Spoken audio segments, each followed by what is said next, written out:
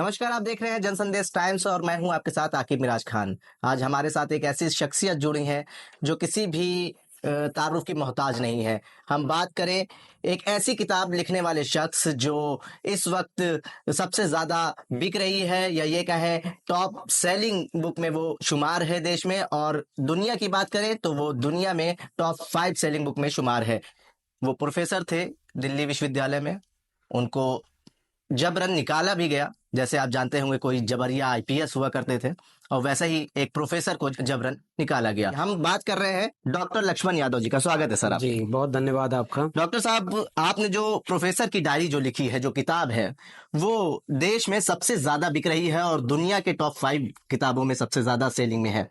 तो क्या मकसद था इस किताब का? बहुत शुक्रिया आपका और जन संदेश टाइम्स का, जी सर। उनके सभी साथियों का। चूंकि अभी किताब आई है और चल रही है, जी इसलिए बहुत लाजमी है कि आपका सवाल यहीं से शुरू जी हुआ। इसके पीछे की वो पूरी कहानी है। जी आपने बहुत शानदार तरीके से कहा कि जबरिया रिटायर। तो जबरिया, हाँ बिल्कुल ठीक बात है, प्रोसेस को फॉलो किया गया, जी लेकिन उसके पीछे कुछ और था जिससे वो जबरिया उन्होंने हमें रिटायर किया, सिस्टम से बाहर कर दिया। और तकरीबन 14 साल मैंने उस कॉलेज में पढ़ाया, इलाहाबाद विश्वविद्यालय में। आजमगढ़ जैसे जिले से निकल करके इलाहाबाद विश्वविद्यालय पहुंचना ही अपने आप में एक सामान्य बात नहीं थी। गांव के खेत खलियान से एक गरीब किसान, पिछड़े परिवार का बच्चा जी इलाहाबाद विश्वविद्यालय है, 300 रुपए फीस थी, अच्छा विश्वविद्यालय, और हमने वहां से तालीम हासिल की। दिल्ली विश्वविद्यालय तक पहुंचे और वहां जेआरएफ करने के बाद पीएचडी में एडमिशन, 14 साल पढ़ाया। इलाहाबाद विश्वविद्यालय का मैं गोल्ड मेडलिस्ट रहा। और जिस नौकरी के लिए मैं परमानेंट अपॉइंटमेंट बेसिकली उसे कहें, तो उसके लिए जहां पर मैं पार्टिसिपेट कर रहा था उसमें मुझसे ज्यादा एपीआई का कोई कैंडिडेट नहीं था। 100 में से 96 नंबर। और मुझे अंत में कहा गया कि इनको नहीं रखना है, बाकी किसी को रख लिया जाए। इसकी क्या वजह थी? वजह तो देखिए, इसीलिए मैंने कहा ये जबरिया है। वजह केवल ये है कि मेरे लहजे में जी हजूर न था और कोई मेरा कसूर न था। तो बस यही वजह है कि इस समय देश के विश्वविद्यालय एक विचारधारा के प्लेसमेंट सेंटर बनते जा रहे हैं। एक विचारधारा जो खुद को कहती है कि देश को हिंदू राष्ट्र बनाना है, एक विचारधारा जो मजहब के नाम पर लोगों को बांट रही है, एक विचारधारा जो थोड़े से लोगों के हाथ में, मुट्ठी पर लोगों के हाथ में पूरे देश की ताकत, पैसा, संसाधन सब कुछ केंद्रित रखना चाहती है और बाकी लोगों को या तो मजदूर बनाए रखना चाहती है या उनसे ये चाहती है कि वो बस 5 किलो अनाज पर जिंदा रहे। इस विचार के खिलाफ अगर आप हैं, आप समता के विचार को मानते हैं, संविधान की बात करते हैं, तो उस विचारधारा के लिए आप उसके दुश्मन बन जाते हैं। और विश्वविद्यालय असल में विचारधारा देख के कैंपस में नियुक्तियां होती नहीं थी। सैद्धांतिक तौर पर विश्वविद्यालय का प्रोफेसर कौन होगा, उसके लिए क्राइटेरिया बनी हुई है, उसका एपीआई स्कोर बना हुआ है, उसके आर्टिकल पूछे जाएंगे, उसका इंटरव्यू कैसा होगा। लेकिन पीछे से अब खेल क्या हो रहा है कि कुलपति कौन बना रहा है, वही विचारधारा जिसकी सरकार है देश भर में, वही कुलपति बनवा रही है, वही लिस्ट भेजती है कि प्रिंसिपल इनको बनाना है। ये हमारे यहाँ आता है, शाखा लगाता है, और इसको जो है, ये प्रथम वर्ष दीक्षित है तो ये जो है डीन बनेगा, ये द्वितीय वर्ष दीक्षित है तो ये जो है प्रोवीसी बनेगा, तृतीय वर्ष दीक्षित है और शाखा में है, जैसे मेरा प्रिंसिपल मेरे कॉलेज का, वो उसकी शाखा का शिक्षक विंग का हेड है उस विचारधारा का, तो वो हमारा कॉलेज का प्रिंसिपल भी है। तो विश्वविद्यालय एक विचार के होते भी नहीं, हमें इससे दिक्कत नहीं कि कोई एक विचार के लोग, लेकिन अब वो क्या कर रहे हैं कि अपने विचार से अलग राय जो रखता है, या तो आप पैरों में गिर जाइए और आप परमानेंट हो जाइए, प्रोफेसर बन जाइए, जो कुछ भी होगा। अगर थोड़ा लहजा बदलते तो हमारे साथ जो होते तो संदल हो गए होते, अगर लहजा बदलते तो सिकंदर हो गए होते।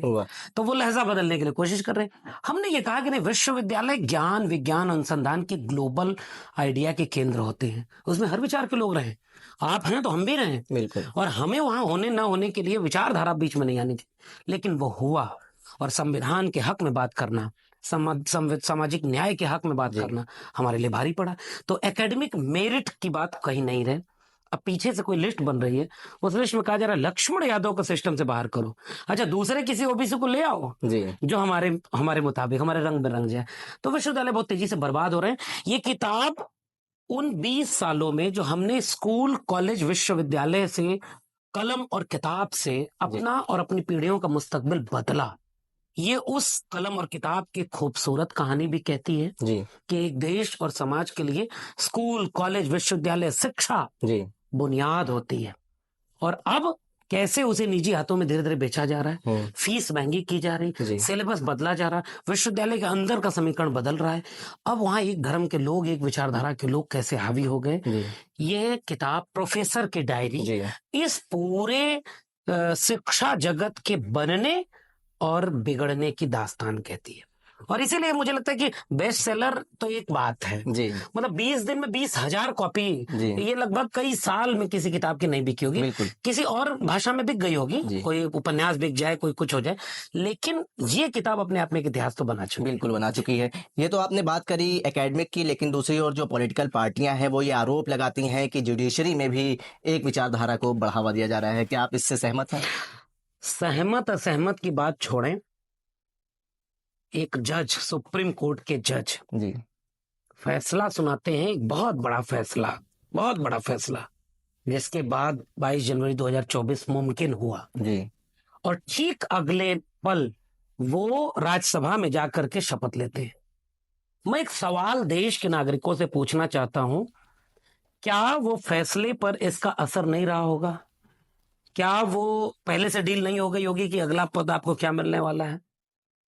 जुडिशरी में आज देश के सुप्रीम कोर्ट में इस देश की 90% आबादी के लोग कितने जज बने, क्यों नहीं बने, क्यों उनका रिप्रेजेंटेशन नहीं? और कोई फैसला जब सुना रहा है उसके बाद कहां चला जा रहा है? हम तो संविधान की बात करते हैं, बिल्कुल वहां संविधान को की हिफाजत करने का जिम्मा उनके है, और वो फैसला ऐसा। तो बहुत सारे फैसले ऐसे हो रहे हैं जिसमें लगता है कि विचारधारा बहुत हावी हो गई है, और केवल विश्वविद्यालयों, शिक्षा व्यवस्था या न्यायपालिका में ही नहीं, अब तो देश में जितने भी लोकतांत्रिक संस्थान हैं सब पे उस सांस्कृतिक विचारधारा आरएसएस का कब्जा हो चुका है। उसके मजदूर संगठन है, उसके किसान संगठन है, उसके अधिवक्ता संगठन है, उसके सब तमाम संगठन है, और चूंकि सरकार में वो है। जी अब बाकी छोड़िए, मीडिया में कौन लोग हैं, कौन सी खबर चलेगी, कौन सी नहीं खबर चलेगी, कहां पर जाकर के कौन सी रिपोर्ट दिखानी है, कितना किसको दिखाना है और किस इमेज में दिखाना है, सब विचारधारा से तय हो रहा है। विश्वविद्यालय में विचारधारा से तय हो रहा है, जुडिशरी में तय हो रहा है, मीडिया में तय हो रहा है, और ओवरऑल डेमोक्रेटिक इंस्टीट्यूट जितने थे जी जिनको ऑटोनॉमस रखा गया था कि वो डेमोक्रेसी की बुनियाद है, जी उन सब में तो उनके लोग भर गए। और डेमोक्रेसी की हत्या कैसे हो रही है वो चंडीगढ़ मेयर इलेक्शन में दिखा गया। तो देश खतरे में, इसीलिए हम लोग कहते हैं कि संविधान की मूल भावना थी सब मिलकर बराबर रहेंगे। अब ये हो रहा है कि तुम हमारे पक्ष में हो, हमारे खिलाफ हो तो तुम हमारे दुश्मन हो। तो ये देश में हो रहा है। हम बात करें 2024 का लोकसभा चुनाव करीब है।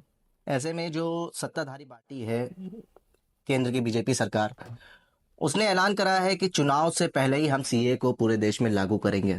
कैसे देखते हैं इस फैसले पर? तमाम फैसले अब इसीलिए किए जा रहे हैं ताकि आने वाले वक्त में जमहूरियत का जो सबसे बड़ा इम्तिहान होता है वो चुनाव होता है। जी चुनाव एक जमाने में सैद्धांतिक तौर पर इस तरह से गढ़े गए थे कि कोई पार्टी अपना घोषणा पत्र ले आएगी, जी चुनावी वादों को सामने जनता के रखेगी, अगर वो सत्ता पक्ष में है तो वो हिसाब देगी कि आपने हमें 10 साल शासन करने को दिया, जी तो 10 साल पहले जो हमने किया था वो वादे पूरे कर लिए, जी गारंटी जितनी थी जी वो गारंटी हमने पूरी कर ली, जी और अब हम चुनाव में जा रहे हैं कि हमने चूंकि इतना कहा था वो निभाया, अब अगली बार वोट देंगे तो हम ये काम करके इस देश और दुनिया की बेहतरी के लिए काम करेंगे। तो गारंटी लेकर जाना चाहिए जी कि हमने प्रतिवर्ष 2 करोड़ रोजगार कहा था, ये लीजिए 4 करोड़ दे दिया प्रतिवर्ष, तो 10 साल में 40 करोड़ रोजगार पा गए लोग। हकीकत यह है कि 45 साल की बेरोजगारी सबसे ज्यादा इस समय। गारंटी के लिए कहा गया था कि 15 लाख हर अकाउंट में, तो आज आके कहना चाहिए कि 20-20 लाख हर अकाउंट में दे दिया। हमने कहा था कि 22 तक किसानों की आय दुगनी कर देंगे, हर सर के ऊपर छत हो जाएगी, किसान आंदोलन कर रहे हैं तो कील लगा रहे हैं, गोली मार रहे हैं।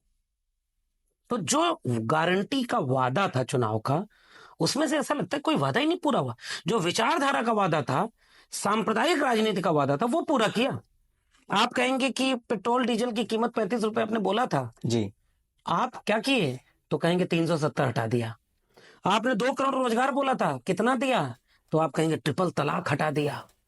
आप पूछेंगे कि अरे भाई 15 लाख अकाउंट में नहीं आया, किसानों की आय दुगनी नहीं हुई, 100 स्मार्ट सिटी, 100 स्मार्ट गांव कहाँ है? तो कहेंगे मंदिर वहां है, वहीं बन गया। आप पूछेंगे कि आपने वादा किया था कि बुलेट ट्रेन चलेगी, कहाँ है? तो वो कहेंगे कि देखिए इस देश में आरक्षण को हमने भीतर भीतर खत्म कर दिया, मुसलमानों को टाइट कर दिया। तो अपनी विचारधारा वाला काम तो उन्होंने किया, जी। लेकिन जनता से किए गए विचार का काम गारंटी नहीं पूरी की। इसलिए मेरा मानना है कि चुनाव में अब जो जा रहे हैं तो भावनात्मक और संवेदनशील मुद्दों को आगे रखेंगे, ताकि फिर से एक ध्रुवीकरण हो जाए। 19 में पुलवामा हुआ तो मेरा मेरा एक नागरिक मन ये जानना चाहता है कि आज तक उसके बारे में कोई चीज खुलकर क्यों नहीं आई। देश को जानना नहीं चाहिए। मेरे पहली बार वोट देने वाले लोगों, तुम वोट डालने जाना तो पुलवामा के शहीदों को याद करना।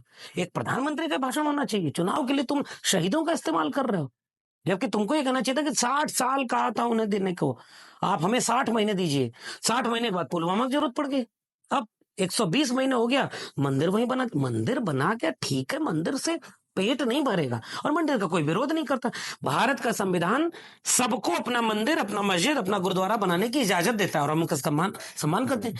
जिसको मंदिर जाना होगा मंदिर जाएगा। मंदिर के नाम पर पूरे देश में वोट और चुनाव, ये ठीक बात नहीं है देश के लिए। वैसे ही अब ये सरकार चाहती है कि कभी सीएनआरसी को फिर से लागू करे, ताकि लोगों की ये पैगाम दे कि फिर से देखो हमने धर्म वाली राजनीति। स्कूल के केंद्र में वही है। सीएनआरसी का इतना बड़ा विरोध क्यों हुआ था? क्योंकि आप नागरिकता में भी धर्म को एक क्राइटेरिया बना रहे थे। वैसे ही आप मंदिर मस्जिद ये वो, मैं देश के नागरिकों से कहना चाहता हूं कि स्कूल, कॉलेज, विश्वविद्यालय, सड़क, हॉस्पिटल, शिक्षा, रोजगार, महंगाई, बेरोजगारी, इन मुद्दों पर देश का चुनाव होना चाहिए।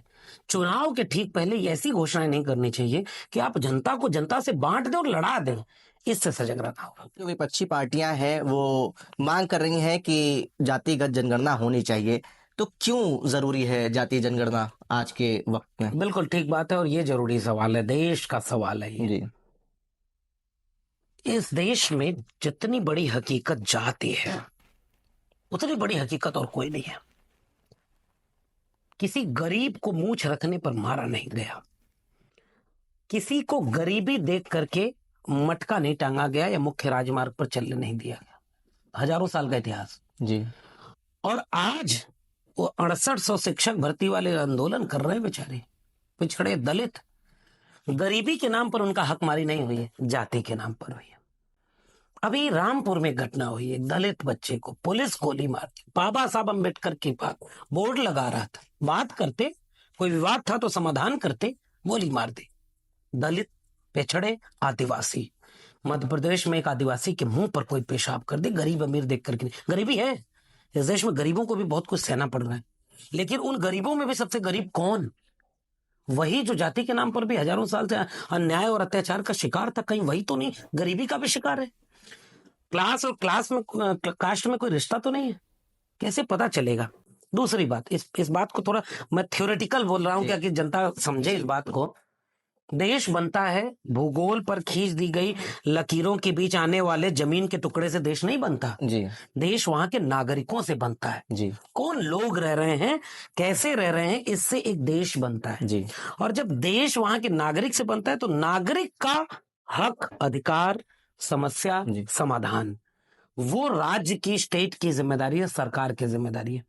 तो आइडिया ऑफ इंडिया कहता है कि जब किसी का गुलाम था देश तो बाकी थोड़े से लोग राजा थे, बाकी सब प्रजा थे। डेमोक्रेसी आई तो सब बराबर हुए। बाबा साहब डॉक्टर भीमराव अम्बेडकर, एक व्यक्ति एक वोट, एक वोट की एक कीमत, जाति, धर्म, भाषा, लैंगिक भेदभाव, गरीब अमीर, इससे कोई वोट की कीमत नहीं बदली जाएगी। लोकतंत्र आया, लोकतंत्र में अमृत काल आ गया, 75 साल। अमृत काल के भारत में ऑक्सफैम की रिपोर्ट आती है कि 1% आबादी के पास 40.5% देश का संपत्ति का कब्जा है। 3% संपत्ति पर 50% लोग गुजारा करने को मजबूर हैं, 90% लोग 10% पर गुजारा करने को मजबूर है। यानी 100 रोटी है तो एक आदमी 40 रोटी रखे हुए है और 90 आदमी 10 रोटी में गुजारा कर रहे हैं। हम जानना क्या, इस देश को ये जानना नहीं चाहिए कि वो 90 आदमी कौन है जिनको केवल 10 रोटी मिली है? जी बिल्कुल। वो एक आदमी कौन है जो 40 रोटी खा रहा है? इसके लिए जाति जनगणना पूरे देश का मुद्दा है, आइडिया ऑफ इंडिया का मुद्दा है। लोगों को पता ही नहीं है कि जाति जनगणना क्या होती है। उसमें जाति लगी है तो लोगों को लगता है अच्छा जाति गिनेंगे तो जातिवाद बढ़ जाएगा। धर्म गिनते हैं भाई। इस देश में 1951 से आजादी के बाद 1931 तक तो जाति भी गिनी गई। 51 से ये तक कह दिया गया कि जाति नहीं गिनेंगे क्योंकि जातिवाद बढ़ जाता है। तो आज तक नहीं जाति गिने तो जातियां खत्म हो गई क्या? इस राज्य में जहां हम बैठे हैं लखनऊ में, यहाँ का मुख्यमंत्री बाबा खुद को योगी कहता है। योगी कहने के बाद तो जाति होती से ऊपर हो जाता है आदमी ने। तो यहाँ के मुख्यमंत्री ने एक इंटरव्यू में कहा, मुझे गर्व है कि मैं क्षत्रिय हूं और उस जाति से आता हूं जिसमें भगवान राम पैदा हुए। भगवान की भी जाति किसने बताई? योगी की भी जाति होती। माला तो कल में कर में फिरे और जीभ फिरे मुखमाय, मनवा तो 34 फिरे, ये तो सुमरन नहीं। मन ना रंगायो रंगायो जोगी कपड़ा, कबीर साहब बहुत पहले कह गए। जाति ये होती है। जाति ये होती है कि आप प्रधानमंत्री का चुनाव लड़ने आते हो तो कहते हैं मैं ओबीसी माँ का बेटा हूं, मुझे वोट दो। और जब जाति जनगणना की बात होती है तो कहा जाए कि नहीं नहीं, जाति तो होती नहीं, केवल गरीब और अमीर दो ही तबका होता है। और फिर एक दिन संसद में कहा जाए सबसे बड़ा ओबीसी हमको उनको नहीं दिख रहा है। तो जब आपको मन किया आप ओबीसी हो गए। जब किसानों के सवाल पर महिलाएं लड़ रही थी तब जाटों का अपमान नहीं हो रहा था। उपराष्ट्रपति से सवाल पूछ देना या उनका मजाक मिमिक्री करते हुए प्रतिरोध दर्ज करना पूरे जाटों का अपमान हो गया, तब जाति नहीं नजर आई।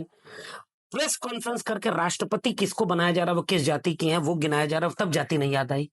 भगवानों की जाति बताने वाले लोग इस देश में जाति जनगणना के विरोध करते हैं। और जाति जनगणना का लाभ ये है कि जाति से केवल जातियां नहीं पता चलती।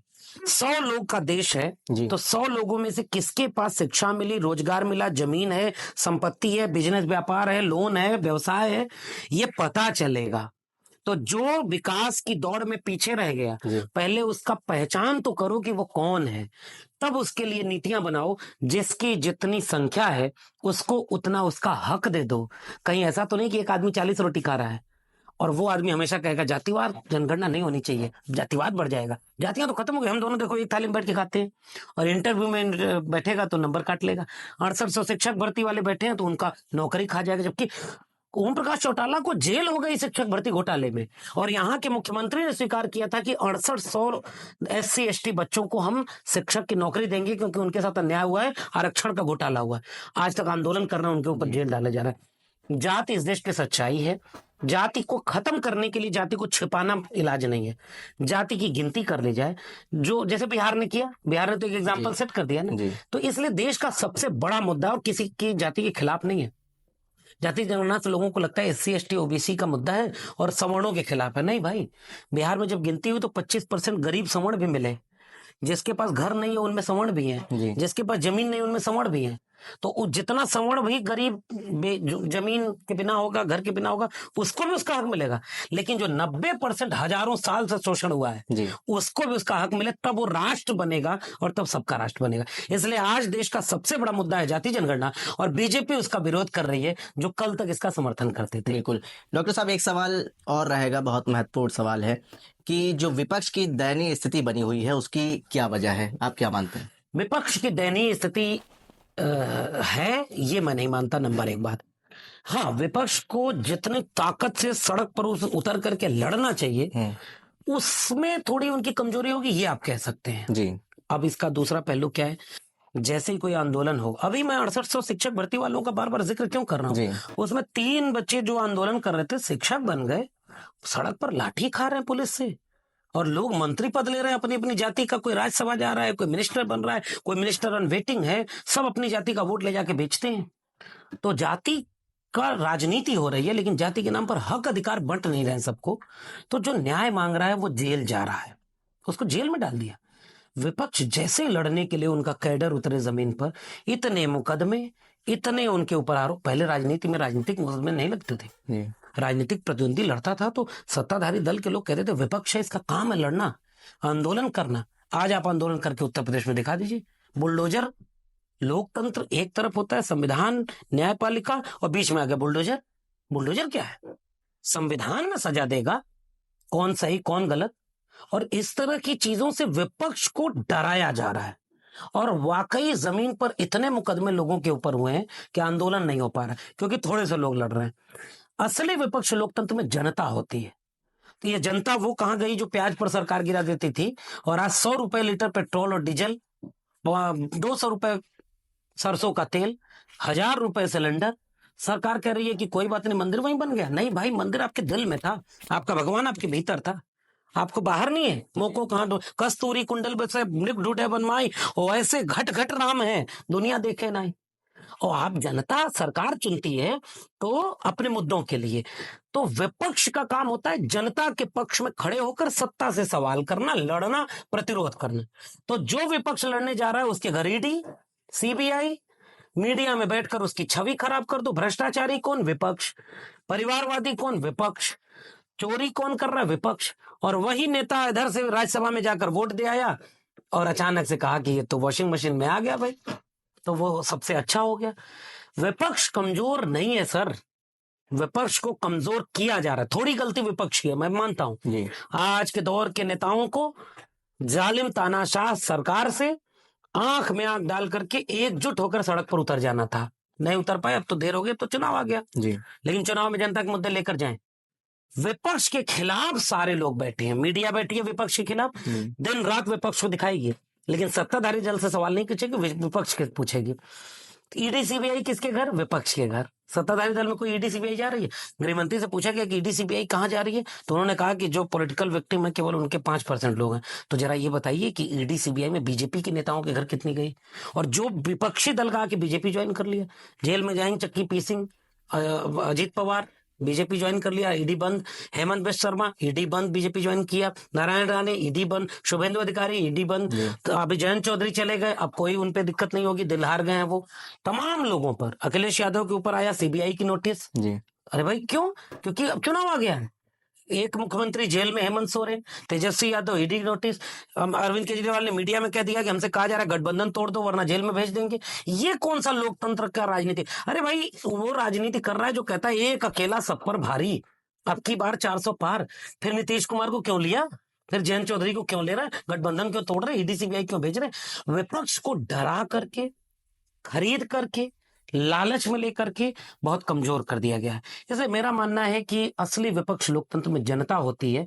जनता इसका पूछे कि क्या लोकतंत्र का खात्मा चंडीगढ़ मेयर इलेक्शन में हुआ कि नहीं? क्या आपकी महंगाई, बेरोजगारी, शिक्षा, जाति जनगणना, इन मुद्दों पर सरकार क्या कर रही है और आप कहां हैं? और अगर जनता कायदे से खड़ी होगी तो विपक्ष को हिम्मत मिलेगी, नहीं तो ये मीडिया दिन रात उनके खिलाफ खबर दिखाएगा। हीरा चोरी करके कोई विदेश में मौज कर रहा है और कोई खीरा चोर जेल में चला गया, आरोप भी सिद्ध नहीं हुआ, तो विपक्ष के ऊपर तो सब खिलाफ में है। इसलिए विपक्ष के हाथ में केवल एक चीज है, जनता के बीच जाएं, जो तेजस्वी यादव कर रहे हैं, जो अखिलेश यादव और राहुल गांधी ने भी किया, यही विपक्ष को करना होगा। जनता के बीच में जाएं, जनता के मुद्दे पर लड़े तो जीत जाएंगे। भाजपा है वो कह रही है कि सपा जो है वो पीडीए का मुद्दा लेकर चल रही है, इससे समाज में बंटवारा होगा। क्या इस देश के बाकी पूरे देश में जो जाति व्यवस्था बनाई गई वो समाजवादी पार्टी ने बनाई, वो अखिलेश यादव ने बनाई थी? बीजेपी इसका जवाब दे। अगर पीडीए देश में है और हजारों साल से है, शंभू कौन था? एकलव्य कौन था?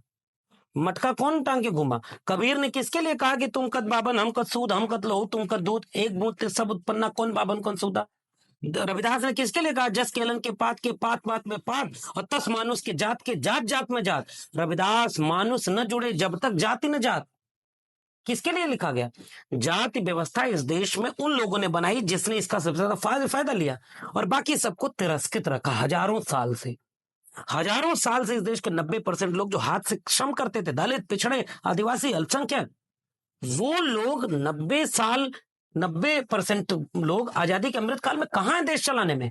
उनके प्रोफेसर क्या है? 90%। उनके डॉक्टर, इंजीनियर, वकील, उनके जज, उनके उद्योगपति, ज्वाइंट सेक्रेटरी। लेटरल एंट्री से बीजेपी ने 350 लोगों को ज्वाइंट सेक्रेटरी रैंक पर भेजा है। उसमें कितने दलित, पिछड़े, आदिवासी हैं? कितने पीडीए?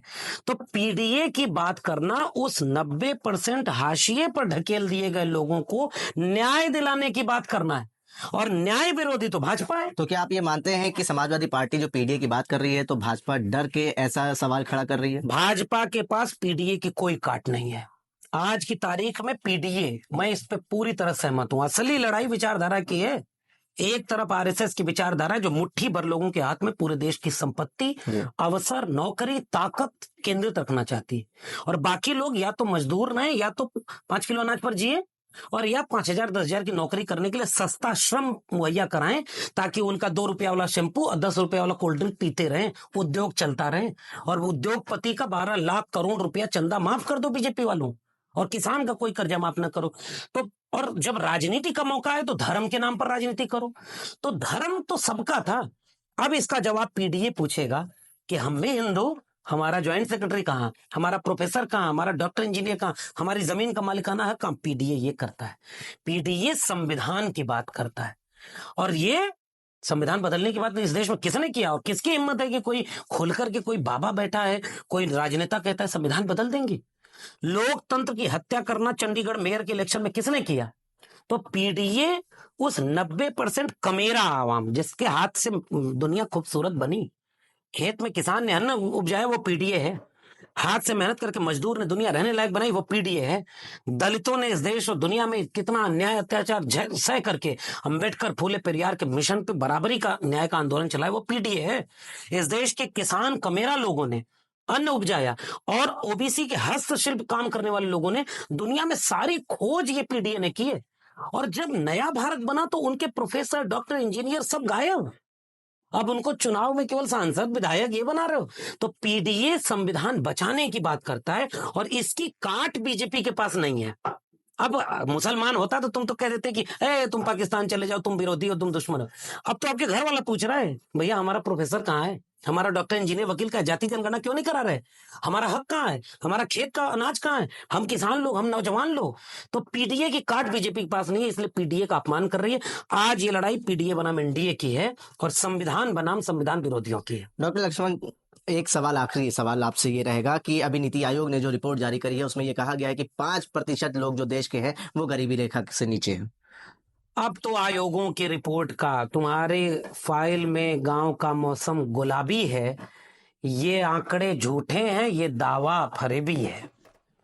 अदम गोंडवी साहब, एक आध शब्द इधर उधर हो, क्योंकि हम लोग तो भाई प्रधानमंत्री नहीं ना कि एकदम झूठ बोल दें, तो ये अधिकार तो केवल एक व्यक्ति का है।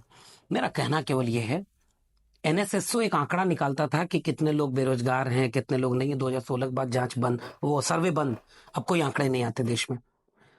और स्वयं एक अल्टरनेट एजेंसी है, वो आंकड़े दे रही है 90% लोग 10% पे गुजारा कर रहे हैं। वो कौन है? 80 करोड़ लोगों को अगले 5 साल तक 5 किलो अनाज मुफ्त में रेवड़ी की तरह मिलता रहेगा। 80 करोड़ लोगों इतने कमजोर कि 5 किलो अनाज भी उनको सरकार देगी तब घर में चूल्हा जलेगा। ये क्या है, मेरा सवाल है। इसलिए मैं किसी झूठे आंकड़े पर, किसी कागजी बात पर नहीं जाता। मेरे सामने मेरा भारत दिख रहा है, मेरे सामने मेरे भारत की तस्वीर ऐसी है कि लोग भुखमरी के शिकार हो रहे हैं, बेरोजगारी के शिकार हो रहे हैं, घर में कोई कमाने वाला नहीं, घर में अनाज का ढंग से पैदावार नहीं, घर में शिक्षा बर्बाद हो रही है। वो भारत कहाँ है? इसलिए आंकड़ों पर मैं नहीं जाता। मैं ये केवल प्रधानमंत्री जी से पूछना चाह रहा हूँ, प्रधानमंत्री जी अगर केवल 5% गरीब रेखा के नीचे हैं तो 125 करोड़ से ऊपर देशवासी में 80 करोड़ को अनाज क्यों दे रहे हो? गरीबी रेखा के नीचे वही ना होगा जो 5 किलो अनाज भी नहीं खरीद पाता, तो उसका आंकड़ा कहाँ है? तो इसलिए आंकड़ों के फेर में बीजेपी इस देश को फंसाना चाहती है। हम जनता की बात को करके हम लोगों से ये अपील करते हैं कि भाई संविधान बचाओ, तभी देश बचेगा। जी, बहुत बहुत शुक्रिया डॉक्टर लक्ष्मण यादव हमें समय देने के लिए। डॉक्टर साहब के द्वारा ये लिखी हुई किताब जो प्रोफेसर की डायरी है उसको आप जरूर पढ़िएगा। इस किताब के जरिए आप तक जो है वो एकेडमिक्स की जो सच्चाई है वो पहुंचेगी।